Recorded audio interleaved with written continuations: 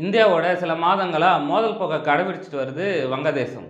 இதை பற்றி தான் இந்த வீடியோவில் முழுமையாக பார்ப்போம்.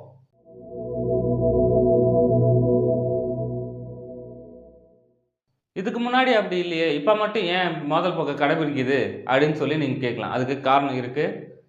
முதல் காரணம், ஷேக் ஹசீனா இந்தியாவில் தஞ்சம் புகுந்து இந்தியா அவங்களுக்கு அடைக்கலம் கொடுத்தது முதல் காரணம். ஷேக் ஹசீனா எதனால் பதவியை ராஜினாமா பண்ணாங்க, நாட்டை விட்டு வெளியேறினாங்கன்னு பார்த்தீங்கன்னா, பங்களாதேஷில் இடஒதுக்கீடை அறிவித்தாங்க. இந்த இடஒதுக்கீடுக்கு எதிராக பல்வேறு கலவரங்களும் நடந்துச்சு. அந்த கலவரங்களில் பங்களாதேஷோட தலைவர் சிலை சேதப்படுத்தப்பட்டுச்சு.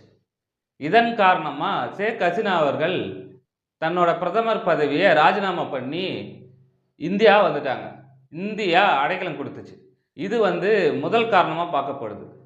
ரெண்டாவது காரணம் அப்படின்னு பார்த்தீங்கன்னா, பங்களாதேஷில் இருக்கிற சிறுபான்மையான மக்கள் மேலே தாக்குதல்கள் முன்னெடுக்கப்படுது. இந்த தாக்குதலுக்கு அப்புறம் இந்தியாவிடம் இருக்கும் நெருக்கம் கொஞ்சம் கொஞ்சமாக குறைய ஆரம்பிச்சிருச்சு. இது ரெண்டாவது காரணமாக சொல்லப்படுது. ஷேக் ஹசீனா ராஜினாமா பண்ணதுக்கப்புறம் அங்கே தற்காலிக அரசு அமைக்கப்பட்டு முகமது யூனிஸ் அப்படின்ற அந்த தற்காலிக அரசோட தலைவர் தான் இப்போ ஆட்சி புரிஞ்சிட்டு வர்றார். இவர் யாருன்னு பார்த்தீங்கன்னா ஒரு பேராசிரியர். அது மட்டும் இல்லாமல் நோபல் பரிசும் வாங்கியிருக்கார். ஆகஸ்ட் மாதம் 2014 வரைக்கும் பங்களாதேஷோடைய தற்காலிக அரசுடைய தலைமை ஆலோசகராக இருந்தவர் இவர். இவருக்கு எதுக்கு நோபல் பரிசு வழங்கப்பட்டிருக்குன்னு பார்த்தீங்கன்னா, இப்போ நம்ம ஊரில் எல்லாம் மைக்ரோ ஃபைனான்ஸ்ன்னு சொல்லிட்டு பல நிறுவனங்கள் இருக்குது. இந்த முறையை முதல்ல கண்டுபிடிச்சு அதை செயல்முறைப்படுத்தினவர் தான் முகமது யூனிஸ் அவர்கள். இதுக்கு தான் இவருக்கு நோபல் பரிசு வழங்கப்பட்டிருக்கு. முகமது யூனிஸ் பதவியேற்றதுக்கு அப்புறம் இந்தியாவுக்கும் பங்களாதேஷுக்கும் இடையில் இருக்கிற நட்பு முறிய ஆரம்பிச்சுது. அதுக்கப்புறம் பங்களாதேஷ் இந்தியா மேலே இருக்கிற வன்மத்தை கக்க ஆரம்பித்து துருக்கியோட ஸ்பை ட்ரோனை இந்தியாவுக்கு எதிராக பயன்படுத்த ஆரம்பிச்சிச்சு. துருக்கியோட ஸ்பை ட்ரோன் என்ன வகையை சார்ந்ததுன்னு பார்க்க போனால் பைராக்டர் TB2 அப்படின்ற வகையை சார்ந்தது தான் இந்த ஸ்பை ட்ரோன்.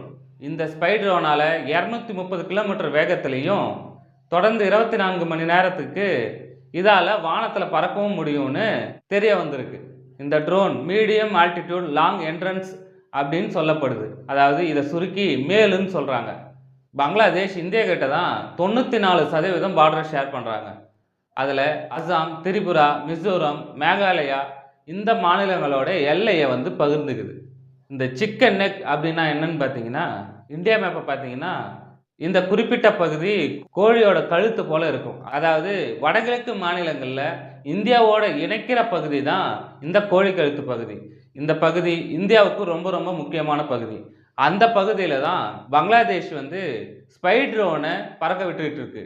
இதோட எதிரொலியா அந்த கோழி கழுத்து பகுதியில் இஸ்ரேலோட ஹெரான் டிபி அப்படின்ற ட்ரோன் வகைகளை இந்தியா குவிச்சிட்டு வருது.